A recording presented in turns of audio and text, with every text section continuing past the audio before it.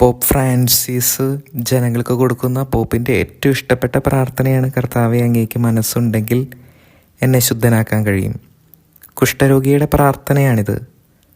പൊതുസമൂഹത്തിൽ വരാൻ പാടില്ല, മേൽചുണ്ട് തുണി കൊണ്ട് മറയ്ക്കണം, മാറി താമസിക്കണം.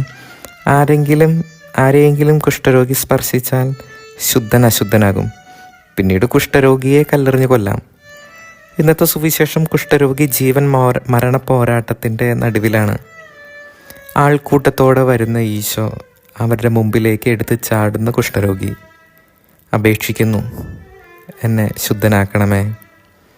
ആളുകൾക്ക് വേണമെങ്കിൽ അവനെ കല്ലെറിഞ്ഞു കൊല്ലാം, അവൻ സുഖപ്പെട്ടില്ല എങ്കിൽ. കുഷ്ഠരോഗിയുടെ വിശ്വാസം എത്ര വലുതായിരുന്നു എന്ന് നോക്കിക്കേ. അവനൊരു വാക്കേ പ്രതീക്ഷിച്ചുള്ളൂ.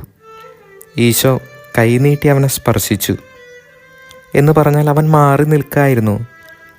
ആരും തൊടാതിരുന്ന അവനെ ഈശോ തൊടുന്നു. നമ്മൾ ചോദിക്കുന്നതല്ല ഈശോ തരുന്നത്, നമുക്ക് ആവശ്യമുള്ളതാണ്. He needs a touch.